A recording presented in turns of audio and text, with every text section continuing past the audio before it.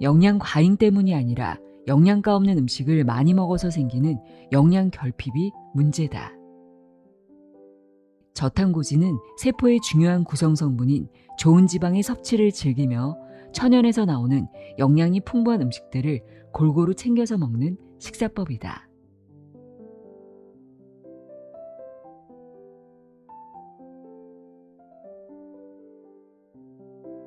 안녕하세요. 나의 소리책갈피 소리내어 있다입니다. 저탄고지 식단이 좋다고 해서 탄수화물을 줄이거나 완전히 끊었다가 오히려 몸이 안 좋아졌던 경험 있지 않으신가요?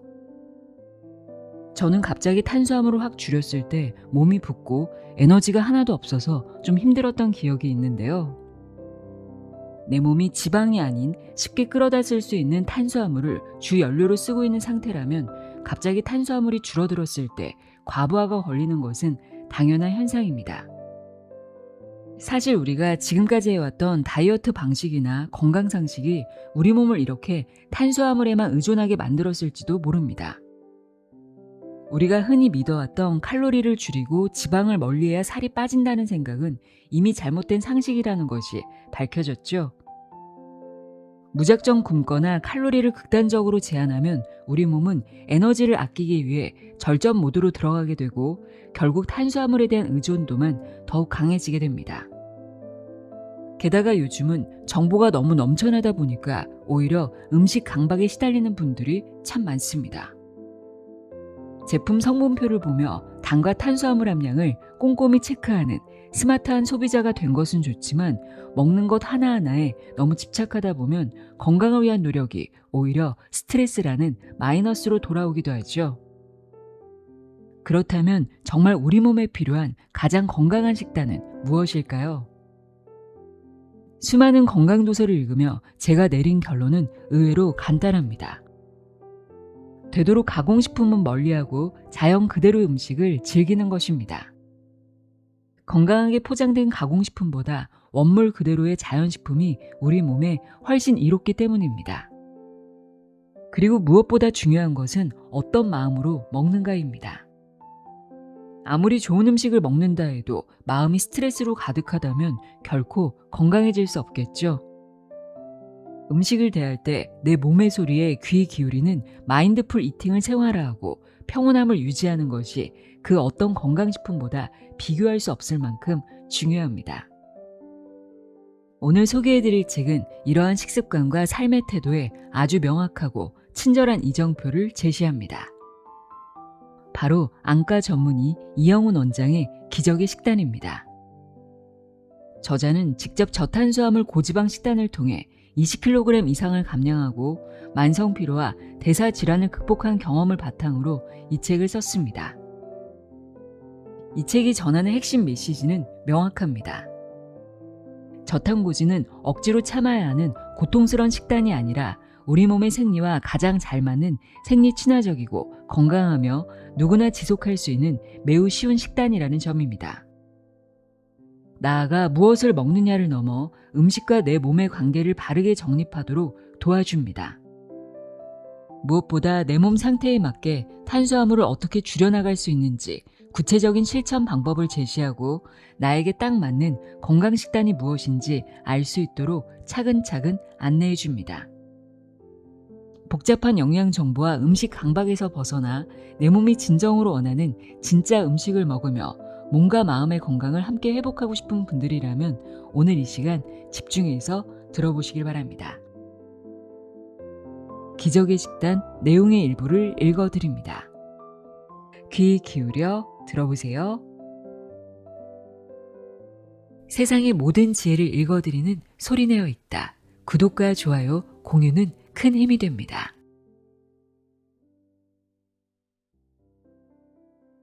무엇을 먹을 것인가? 저탄고지 성공의 원칙. 저탄고지는 아궁이에 장작을 떼는 것과 같다. 장작에 라이터로 불을 붙인다고 생각해보자. 몇 분 동안 라이터를 대고 있으면 한 귀퉁이에 불이 붙은 것처럼 보이기도 하지만 라이터를 끄는 순간 곧바로 불씨도 사그라진다. 또 아궁이에 습기가 너무 많거나 쓰레기가 잔뜩 들어있거나 너무 추워서 아궁이가 얼어있으면 불이 잘 붙지 않는다. 이런 때는 아궁이부터 청소해야 한다. 또 장작불을 피울 때는 몇 개의 장작 아래 종이, 마른 잎, 장가지 등을 놓고 거기에 불을 붙인 뒤 한참 동안 부채질을 해 불을 키워줘야 한다. 그렇게 해서 장작 하나에 불이 제대로 붙으면 그때부터 본격적으로 장작을 넣어주는데, 이때도 한꺼번에 장작을 너무 많이 넣으면 자칫 여태까지의 노력이 수포로 돌아갈 수 있으니 불을 잘 살피면서 더하는 것이 중요하다. 드디어 모든 장작에 불이 잘 붙었다면 이제부터는 불문만 열었다 닫았다 하면 밤새 불을 유지할 수 있다. 저탄고지의 원리도 이와 같다. 먼저 아궁이에 해당하는 내 몸이 저탄고지 식단을 잘 받아들일 수 있도록 청소해야 한다. 보통은 석 달, 길면 반년까지도 아궁이를 덮이고 불길을 키우는 시간이 소요될 수 있다. 하지만 그 시간을 인내하면서 잘 견디면 방을 데우는 것은 물론이고 쇳덩이도 녹일 수 있는 좋은 불, 충전 한 번에 서울에서 부산까지 달리는 연비 좋은 자동차가 된다. 체지방이 감소되어 다이어트 효과를 보는 것은 물론이고 여러 질병도 호전되는 건강한 몸이 되는 것이다. 저탄고지는 내 몸의 소리에 귀 기울여 나를 알고 사랑하는 과정이다. 자연스러운 감량 그 이상으로 살을 빼는 것은 마치 공기가 가득 찬 풍선을 두 손으로 억지로 누르고 있는 상태와 같다. 손을 놓으면 풍선은 다시 부풀어 오를 수밖에 없다. 언제까지 풍선을 누르고 있을 건가? 억지로 몸무게를 줄이는 일은 단지 풍선을 누르고 있기 위해서 두 손이 할 수 있는 여러 가지 일을 모두 포기하는 것처럼 어리석은 선택이라고 말하고 싶다. 제대로 저탄고지를 하면 미용 측면에서는 어떻게 보일지 모르지만 건강을 중심에 놓고 생각했을 때 자신에게 맞는 적정 체중을 갖게 될 것이다. 탄수화물 제한이 우선이다. 저탄고지는 탄수화물 섭취를 줄이는 것이 기본이고 전부다. 탄수화물을 줄이는 것과 지방을 늘리는 것을 같은 무게로 생각하기 쉬운데 결코 그렇지 않다. 좋은 지방을 많이 먹는 것도 물론 중요하지만 탄수화물을 줄이는 것이 훨씬 중요하고 이 식단의 성공을 좌우하는 핵심 과제라고 할 수 있다. 따라서 가장 먼저 떨쳐버려야 할 것은 우리나라 사람은 밥심으로 산다는 생각이다. 먹을 것이 부족하던 시절에는 정말 든든한 밥 한 그릇이 좋은 영양식이었을지 모른다. 그러나 지금은 다르다.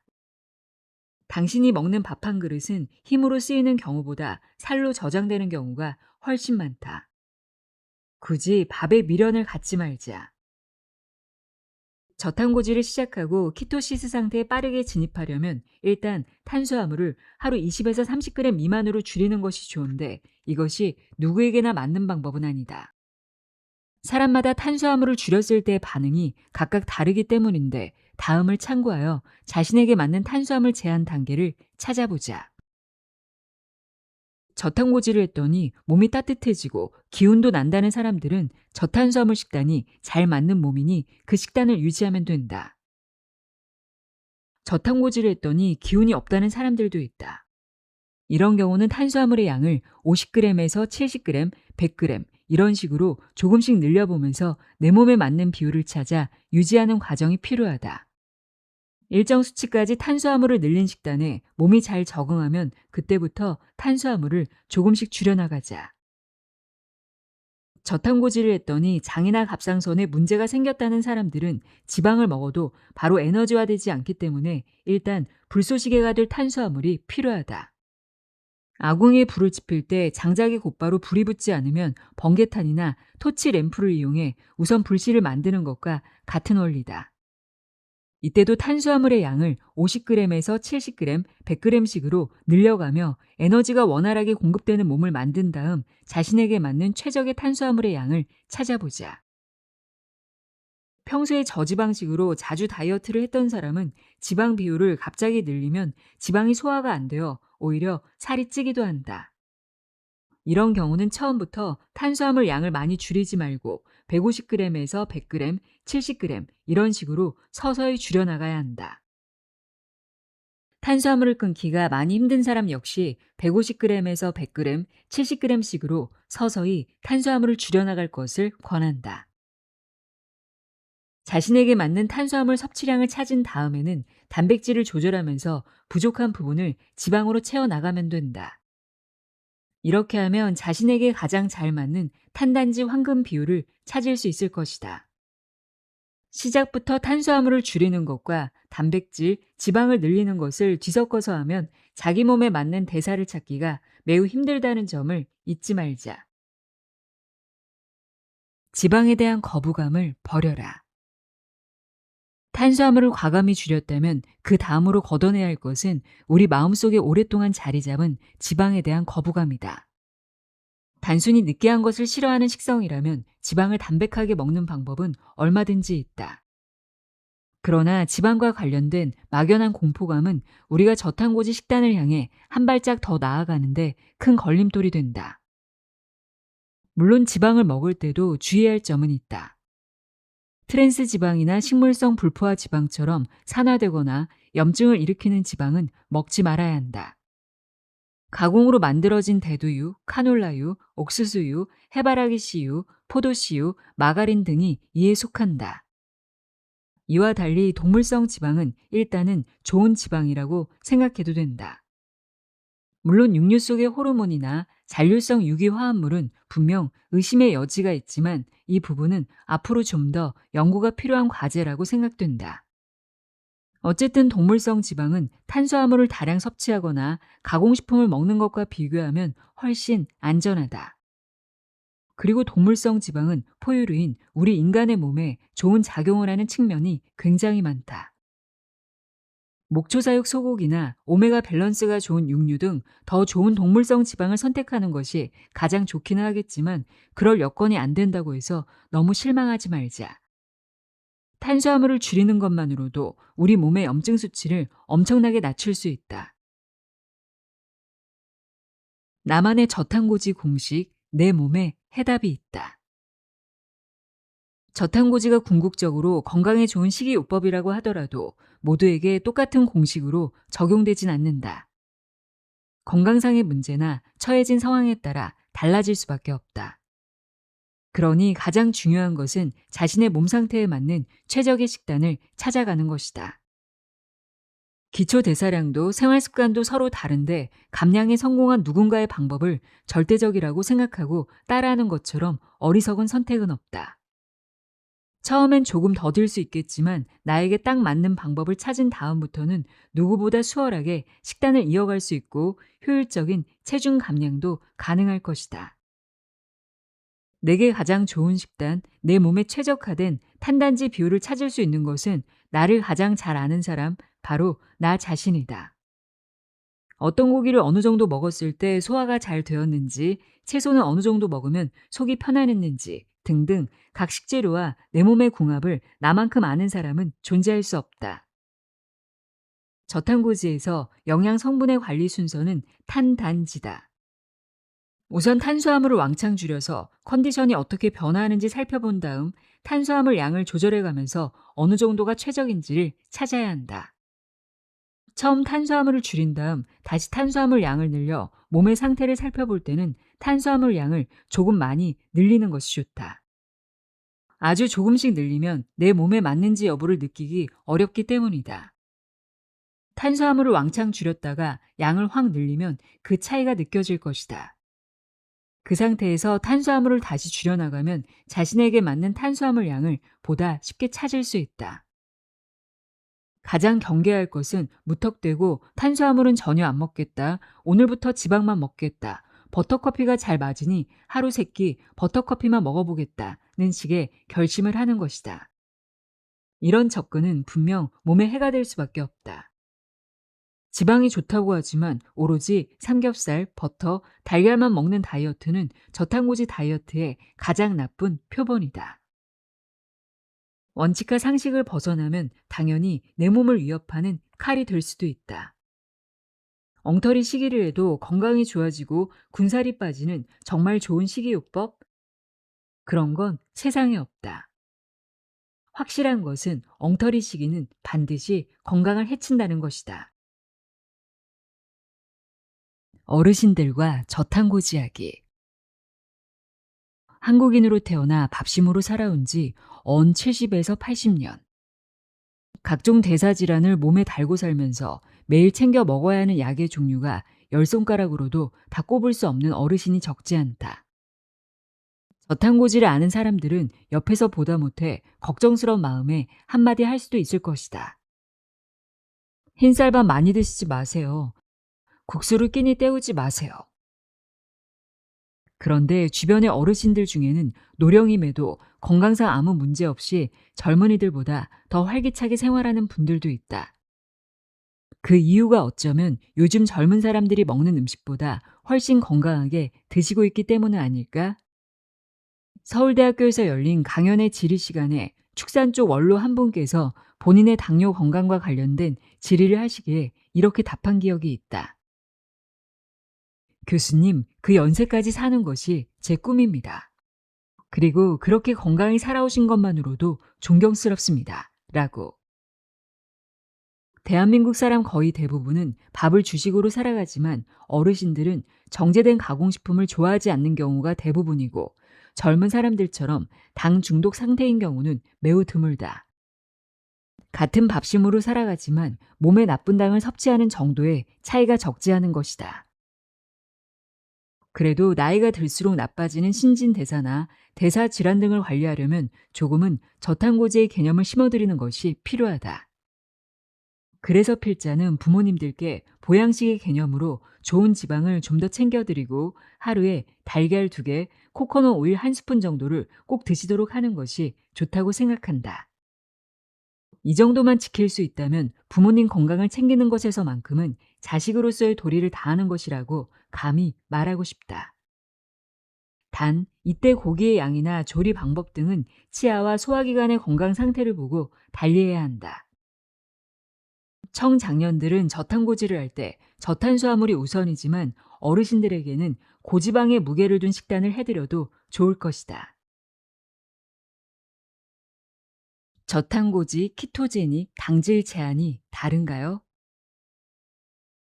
저탄고지는 말 그대로 탄수화물을 제한하고 지방을 많이 먹는 방법을 부각시킨 이름이고 키토제닉 다이어트는 케톤으로 에너지 대사를 하는 몸, 즉 키토시스 상태로 가는 것을 의학적인 관점에서 붙인 이름이다. 케톤식은 키토제닉 다이어트를 우리식으로 부른 것으로 역시 같은 개념이다. 당질 제한 다이어트는 말 그대로 지방의 섭취보다는 당질 제한을 우선시한 이름인데 크게 보면 저탄고지와 키토제닉의 일본식 표현이라 할 수 있다. 여기서 당질은 탄수화물에서 식이섬유를 제외한 것을 말하는데 우리나라에서는 순수 탄수화물이라고 표현한다. 케톤은 간에서 지방을 분해할 때 생성되는 물질이다. 우리 몸의 인슐린 농도가 낮아질 때, 즉 탄수화물 섭취를 제한하면 지방을 분해하여 에너지원인 케톤을 생성한다.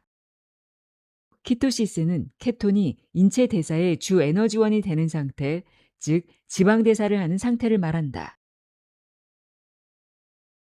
인슐린 저항성이 대사 증후군을 유발한다. 탄수화물은 섭취 후 빠르게 에너지를 만들기 때문에 만족도가 높다. 그래서 피곤하거나 스트레스를 받으면 더 많이 찾게 된다. 일종의 탄수화물 중독인데 피곤할 때 초콜릿을 찾거나 스트레스를 받을 때 폭식을 하게 되는 이유가 여기에 있다. 그리고 탄수화물을 많이 먹는 식습관은 우리 몸에 매우 나쁜 사이클을 만든다는 점에 심각성이 있다. 탄수화물을 많이 먹으면 우리 몸에서는 포도당 수치가 급격히 올라가는 혈당 스파이크가 생긴다. 이때 췌장에서 인슐린을 뿜어내서 혈당을 떨어뜨리려고 하는데 포도당 수치가 급격히 높아지면 인슐린 분비량도 급격히 높아져서 인슐린 스파이크 상태로 이어진다. 그런데 과잉 분비된 인슐린은 혈당을 정상으로 떨어뜨리고도 남아서 오히려 혈당을 과도하게 떨어뜨려 저혈당 사태를 초래한다.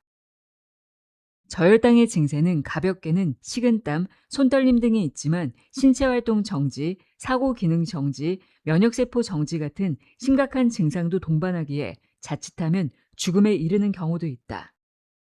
이 때문에 최대한 빨리 저혈당 상태에서 벗어나는 것이 좋은데 저혈당의 특효약은 단 음식이다. 저혈당에 빠지면 빨리 허기를 느껴서 다시 당을 찾게 되고 당을 과도하게 섭취하면 다시 혈당 스파이크, 인슐린 스파이크로 이어진다. 혈당 스파이크에서 인슐린 스파이크, 저혈당 증상의 무한 반복 상태에 빠지는 것이다. 탄수화물을 많이 먹는 식습관이 정말 무서운 이유가 여기에 있으며 탄수화물 중독이라고 표현할 정도로 개선하기도 어렵다. 그리고 이런 과정이 계속 반복되면 췌장 기능이 망가져서 혈당 조절 기능에 심각한 문제가 생길 뿐 아니라 대사증후군과 비만, 고지혈증, 고혈압을 비롯해 심각한 경우 암 질환을 유발할 수도 있다. 오후 3시쯤이면 급격한 체력 저하를 느껴서 달달한 믹스커피를 한 잔 마시는 습관이 있다면 탄수화물 중독을 의심해 보자. 살 빠지는 호르몬은 없나요? 탄수화물을 과하게 섭취하면 인슐린이 분비되어 포도당을 체지방으로 바꿔 저장한다. 인슐린을 비만 호르몬이라고도 부르는 이유다.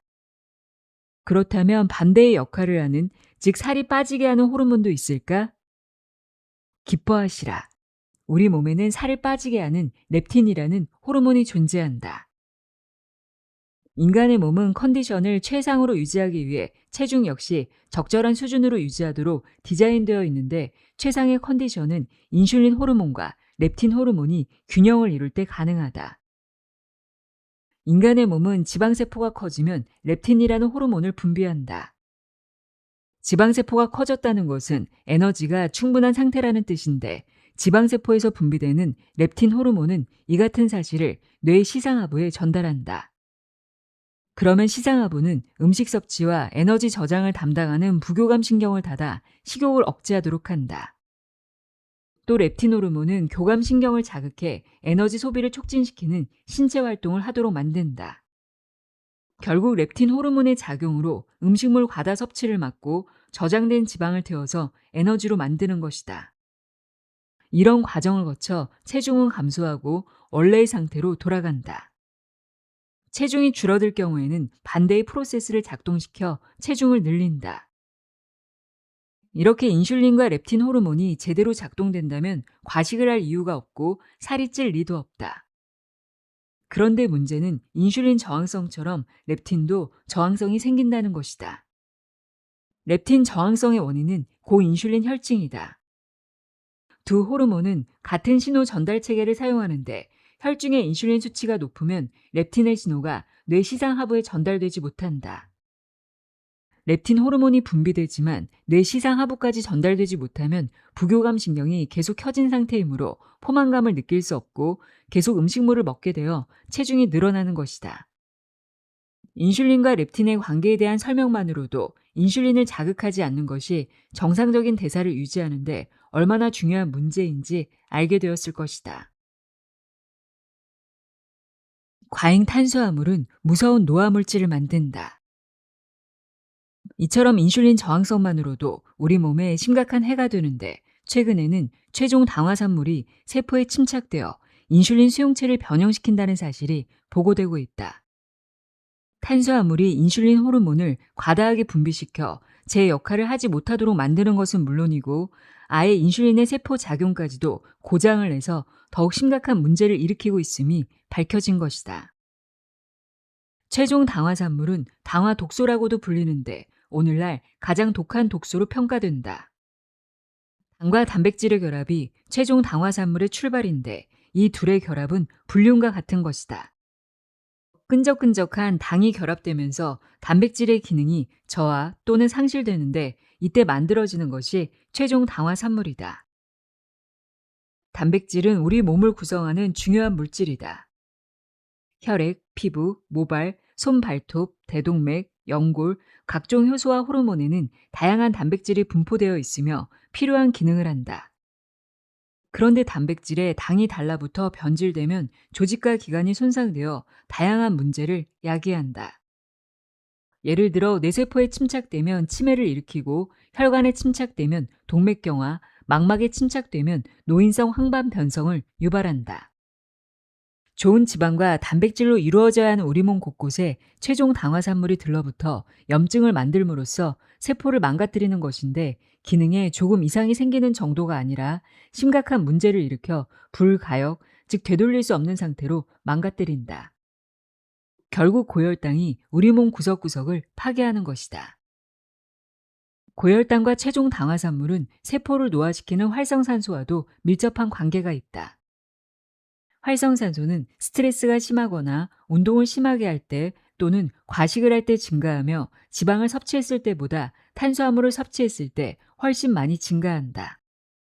특히 체중 당화산물이 생성될 때 엄청나게 많은 활성산소가 만들어진다. 최종 당화산물을 빠르게 만들어내려면 활성산소가 필요하기 때문인데, 단백질이 활성산소를 만나면 최종 당화산물이 만들어지는 속도가 10배 정도 빨라진다. 결론적으로 최종 당화산물 및 활성산소가 생성되는 것은 과도한 탄수화물의 섭취가 원인이므로, 이를 최소화하려면 평소 혈당을 과도하게 올리는 탄수화물 위주의 식습관을 피해야 한다. 지방은 호르몬 대사의 핵심이다. 앞서 인슐린과 렙틴을 설명하면서 언급했듯이, 호르몬은 우리 몸에서 대사를 담당하는 중요한 물질이다. 우리 몸은 수많은 호르몬이 대사를 통제하는 각각의 스위치 역할을 하는데, 지방은 이런 각종 호르몬을 합성할 때 쓰이는 필수 재료이다. 그러니 지방이 부족해지면 어떻게 될까? 단순히 생각하더라도 호르몬의 생성에 제약이 생기는 것이 당연하며, 따라서 원활한 대사를 기대하기 힘들다. 스트레스와 만성 피로 극복의 열쇠, 지방. 동물이든 사람이든 스트레스를 받으면 스트레스를 완화시키는 체계를 가동시켜 몸을 보호하려 하는데, 우리 몸은 빠르게 대사를 촉진하는 호르몬을 분비하여 원래의 상태로 되돌리려 한다. 이 역할을 하는 호르몬은 코르티솔로 부신해서 분비된다. 코르티솔을 스트레스 호르몬이라고도 부르기도 하는데, 코르티솔이 많이 분비될수록 스트레스가 높은 상태라는 뜻이기 때문이다. 스트레스가 일상화되면 코르티솔이 자주 분비되고, 스트레스가 점점 커지면 코르티솔 호르몬이 과도하게 분비되어 결국 고갈 상태에 빠질 수 있다. 이렇게 되면 우리 몸은 스트레스에 취약해지는 것은 물론 세포들이 망가지는 지경에 이르게 된다. 스트레스를 가볍게 생각해서는 안 되는 이유가 여기에 있다. 그런데 코르티솔 호르몬이 고갈되었을 때 이것을 다시 만들어내는 재료가 바로 지방이다. 지방이 부족한 몸일수록 스트레스에 취약할 수밖에 없고, 그로 인해 건강에 심각한 적신호가 켜지게 되는 것이다. 지속된 스트레스로 인한 코르티솔의 고갈은 신경 전달 물질의 과소비로 이어져 자율신경계의 조절 능력을 떨어뜨린다. 스트레스를 받으면 우리 몸은 혈당이 오르고 교감신경이 활성화된다. 처음에 교감신경이 활성화되면 열이 나서 대사가 활발해지므로 근육에 힘이 생기고 싸우고 싶은 전투욕이 넘쳐나기도 한다. 그런데 이런 상태가 장기화되면 신경 전달 물질이 고갈되고 칼슘, 마그네슘, 비타민 B군과 같은 영양소들이 부족해지며 코르티솔 분비 능력도 바닥까지 떨어진다. 이런 상태를 부신허탈이라고 한다. 억지로 대사를 끌어올려서 유지하는 상태가 계속되다 보니 어느 순간 갑자기 부신 허탈이 오고, 부신의 자율신경계도 망가지는 것이다. 부신의 기능이 망가지면 에너지 대사가 원활하지 않은 것을 비롯해 순환 장애, 면역력 저하 등을 불러오며, 갑상선 호르몬과 성호르몬 같은 다른 호르몬들의 균형도 망가지게 된다. 우리가 흔히 만성 피로라고 부르는 상태, 즉 자고 일어나도 몸이 무겁고 눈이 건조해서 잘 떠지지 않으며 머리가 늘 복잡하고 감각이 예민해지고 몸에 힘이 없어 오후만 되면 쓰러질 것 같고 막상 밤이 되면 잠이 오지 않는 증상들은 부신 기능의 저하에서 비롯하는 것이다. 부신허탈, 좋은 지방으로 이겨내자. 한번 고갈된 코르티솔이 다시 생성되어 제 역할을 하려면 재료가 충분히 있어야 하는데, 부신에서 나오는 코르티솔 호르몬, 성호르몬의 재료가 바로 콜레스테롤이다. 따라서 지방을 충분히 섭취해 콜레스테롤 대사가 잘 되면 코르티솔이 원활히 생성 분비되어 스트레스를 잘 이겨낼 수 있는 건강한 몸으로 돌아간다. 보통 병원에서는 부신 기능이 떨어지고 염증이 많아졌을 때 스테로이드제를 쓰는데 어쩌다 한번 급성으로 사용하는 것은 치료에도 효과적이고 몸에도 그리 나쁘지 않을 것이다.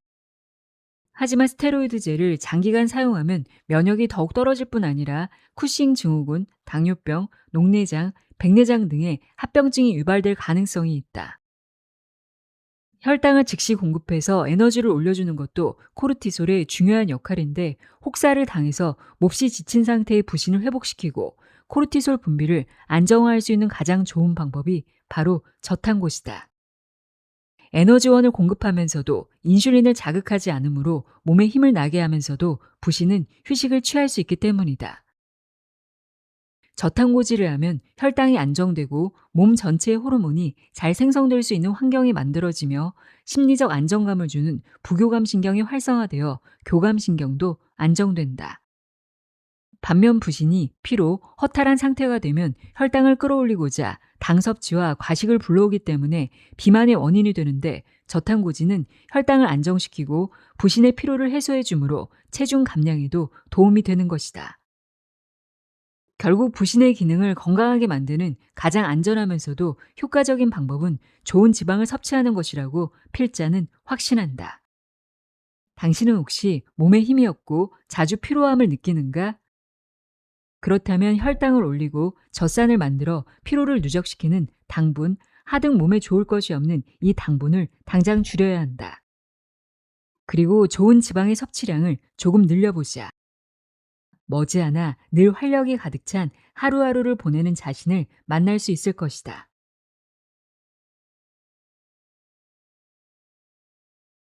저탄고지는 오메가3와 6의 비율을 무너뜨린다. 저탄고지를 하면 육류 섭취가 증가하므로 오메가3와 오메가6 섭취의 비율의 균형이 깨지는 것은 아닌가 하는 우려가 있다. 육류는 오메가3에 비해 오메가6의 비율이 더 높으므로 오메가6를 더 많이 섭취하게 되고 결국 오메가6 때문에 염증 질환의 위험에 더 노출될 수도 있지 않느냐는 우려인데 좀 더 자세히 들여다보면 전혀 걱정할 문제가 아니다. 우선 오메가3와 오메가6의 비율이 왜 중요한가를 간단히 알아보자. 먼저 오메가3와 오메가6는 체내에서 합성하지 못하기 때문에 반드시 식품으로 섭취해야 하는 필수 지방산이다. 이 두 지방산은 혈압 조절, 혈액 응고, 염증 반응, 호르몬 합성, 면역 및 알레르기 반응 등 인체의 대사에 광범위하게 작용한다. 특히 이 둘은 상충되어 작용하는 부분이 있는데 오메가3는 혈행을 원활하게 하고 염증을 억제하는 반면 오메가6는 혈전을 만들고 염증을 증가시킨다. 구석기 시대 인간이 섭취한 오메가3와 오메가6의 비율은 1대1에 가까웠고 산업화 이전 시기에는 오메가3와 오메가6의 섭취 비율이 1대4 정도였다. 그런데 산업화 이후 오메가6의 섭취량이 크게 늘면서 무려 1대20에서 50에 이를 정도로 큰 변화가 일어났다. 오메가6의 섭취량이 계속 늘면 두 지방산 사이의 균형이 무너지고 그로 인해 우리 몸에 이상 현상이 일어나는데 혈관 질환 및 염증 증가가 대표적이라고 할 수 있다. 그래서 부랴부랴 오메가3의 비율을 높이고자 영양제까지 챙겨 먹기도 하지만 문제는 영양제 섭취만으로는 체내 오메가3 대 오메가6 비율을 바꾸기 힘들다는 점이다. 영양제보다는 오메가3 대 오메가6 비율이 좋은 음식을 먹는 것이 훨씬 유용하다. 불포화 지방산은 세포막을 구성하는 인지질로 사용되기 때문에 우리가 먹는 불포화 지방산은 곧 우리 몸의 세포가 된다. 따라서 먹은 음식의 오메가3 대 오메가6 비율은 그대로 우리 몸의 오메가3 대 오메가6 비율이 된다. 섭취하는 불포화 지방산의 성분 구조가 매우 중요할 수밖에 없는 것이다. 이것은 비단 육류에만 국한되는 문제가 아니라 우리가 섭취하는 모든 지방에 해당된다. 보통 소고기의 오메가3 대 오메가6의 비율을 가지고 건강에 좋으니 나쁘니 하는 경우가 많은데 이것은 매우 단편적인 선동에 불과하다. 소고기의 지방은 대부분이 포화지방이며 소고기 지방 100g을 기준으로 삼았을 때 그 안에서 오메가3 대 오메가6 비율을 결정하는 다가 불포화 지방산은 3g 정도에 불과하기 때문이다. 게다가 우리가 하루 100g의 소고기 지방을 먹는 건 역시 쉬운 일이 아니다. 오히려 조심해야 할 것은 식물성 기름이다.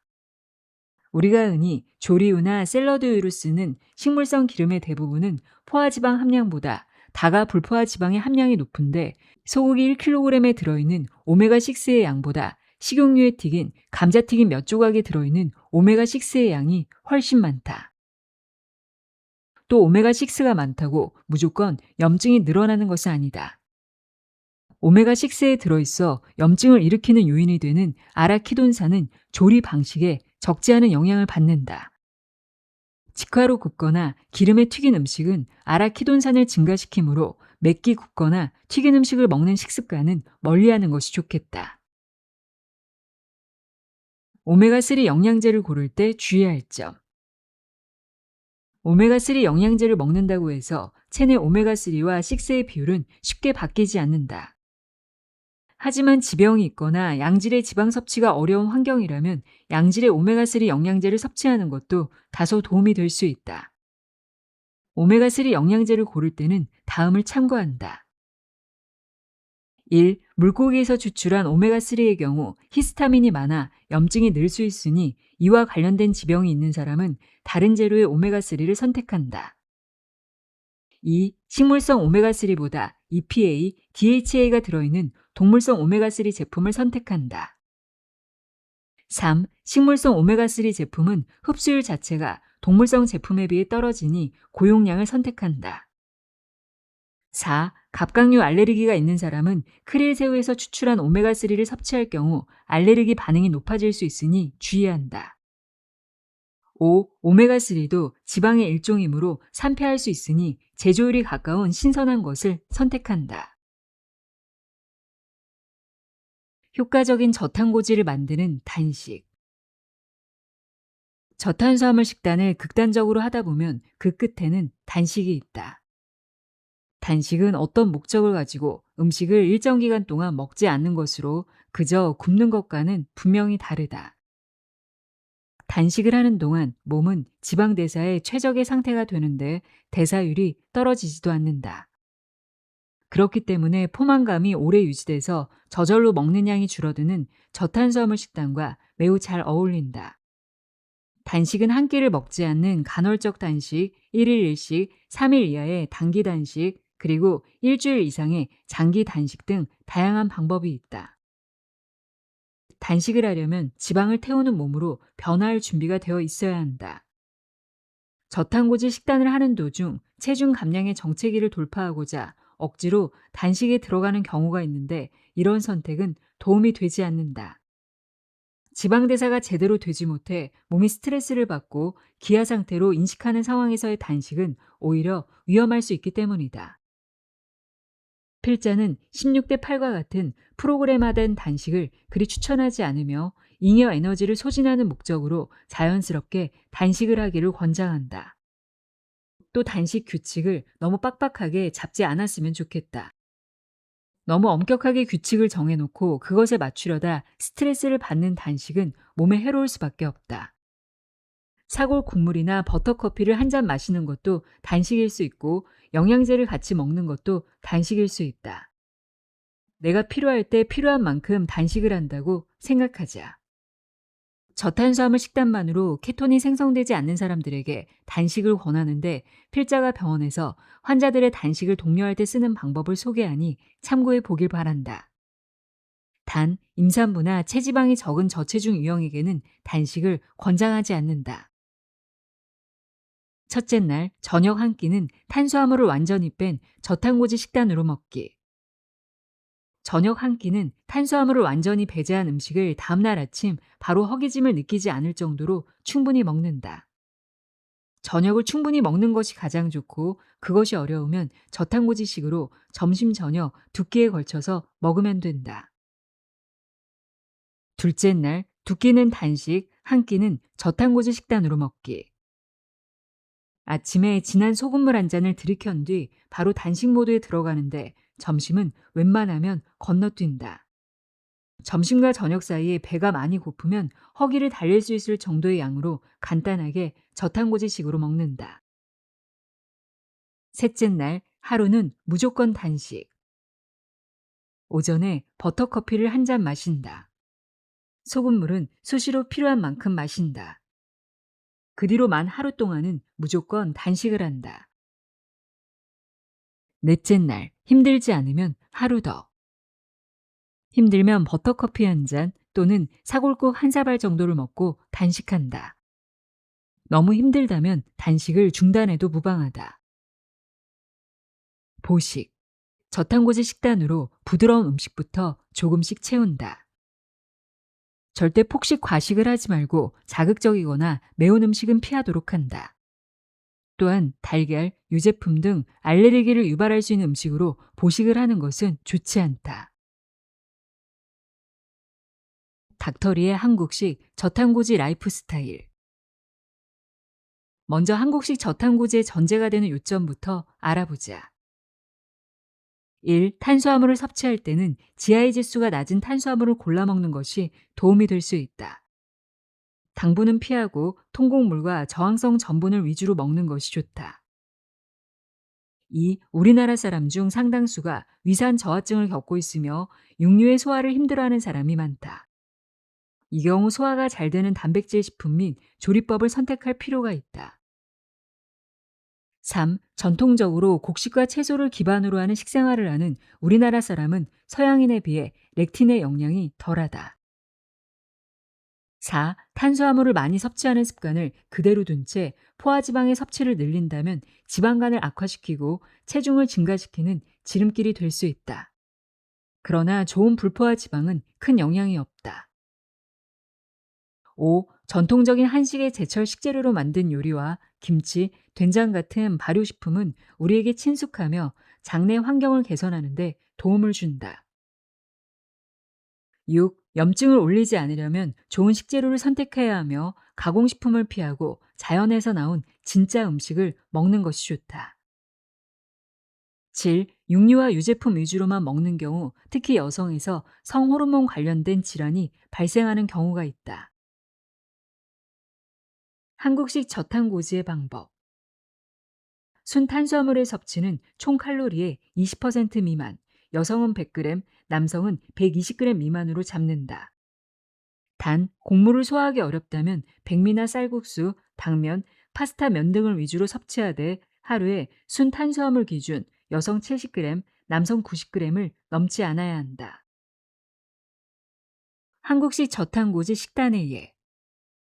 시래기 된장국에 삼겹살 수육, 소고기 미역국, 갈치구이의 나물, 고등어 김치조림에 상추쌈, 키토 김밥 등. 한국식 저탄고지 브런치의 예. 시금치 달걀말이, 치킨 아보카도 샐러드, 밥 3분의 1공기를 넣은 연어 아보카도 포케, 채소를 충분히 넣은 샤브샤브 등.